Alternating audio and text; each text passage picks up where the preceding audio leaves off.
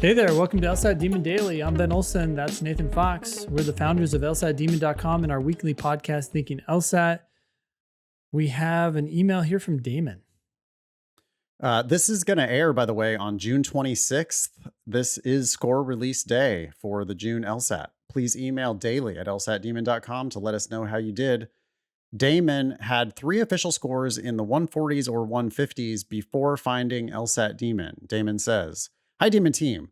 I've been studying with the Demon and working with a tutor for the past 4 months. The tutor helped my accountability, which prevented me from falling off, and I found the Demon incredibly intuitive. My 10 most recent practice test scores ranged from 171 to 177 with an average of 173. Coming out of the June test, I felt as if I had absolutely crushed it, probably near the upper end of my range. This is where my dilemma comes in.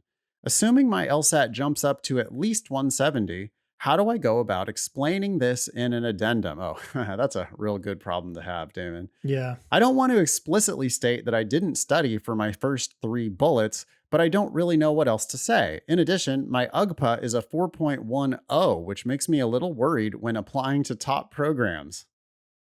What now? Huh? "Should I be worried? My dream school is UPenn, and I think that this is a possible swing, but I would love your advice. Thanks for reading the lengthy email. Love all that you guys do, Damon." Damon, if that was a 3.10, then it would be a bit of a stretch to try to get into Penn. With a 4.10, you're going to be well over their 75th percentile at Penn. What are you talking about? Yeah, I'm confused. You should be applying to the top programs with your 170 plus and your 4.10. I'm going to go to lsatdemon.com/scholarships here.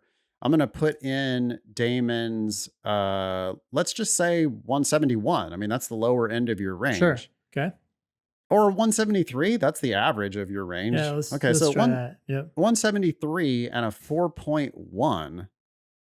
Again, this is lsatdemon.com/scholarships and hit update. And we see that, last year's cycle, based on the 509 data, he would have gotten a possible stipend at Chicago, ranked 3 in the country, full tuition scholarship at Duke, full tuition scholarship at Penn. Dude, you're looking at a full scholarship at Penn, not barely getting into Penn. I'm confused. But we can easily answer the addendum question, right? I would answer the specific question that's being asked, but I would basically say, I knew I could do better, so I took it again. Period. My practice test scores indicated I could do better, so I took it again. Period. Maybe it. Just one of those sentences. You probably don't need both of them. I mean, it's fairly straightforward. That's the truth. That's the truth. Look, I was saying period because I don't want people to elaborate and spill the beans and say things that make them look stupid. So don't say you didn't prep for your first 3 attempts. Yeah, don't say more. Yep. Don't say that you went out and got accommodations if you happen to go out and get testing accommodations. Definitely don't say that. I remain convinced by myself that the reason why they ask that question is to see if you will say something stupid like, I got testing accommodations.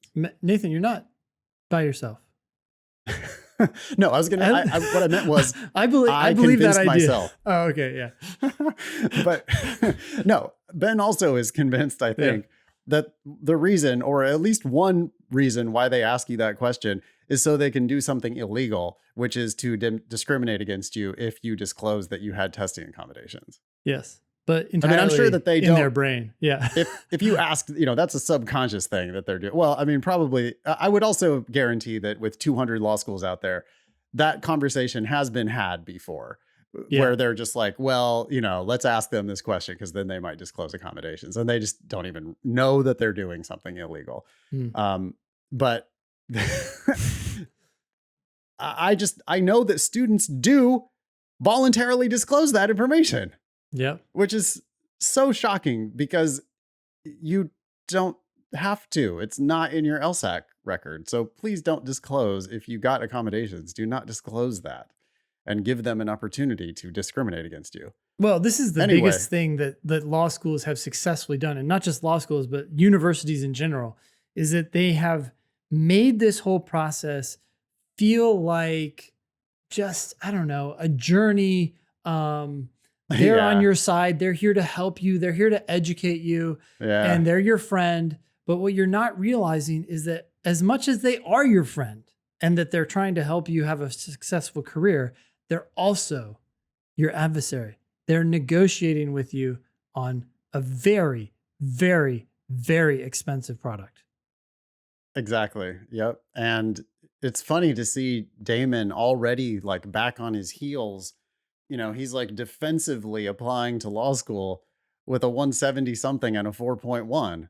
Yeah. Dude, you should be aggressively applying to law school. You should apply to lots of schools in the top 14. You're going to have multiple overlapping competing offers.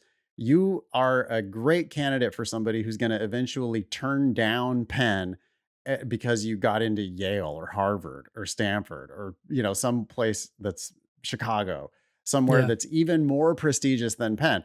That said, there could be great reasons why Penn is your dream perfect school. Penn is a very prestigious school, especially if you got scholarship money at Penn. I think that's a great idea, but you should apply more broadly, just so that you give yourself, you know, give yourself multiple chances for, you know, suitors to come a courting. Yeah. Thank you, Damon, for writing in. You do not need to worry about that addendum at all.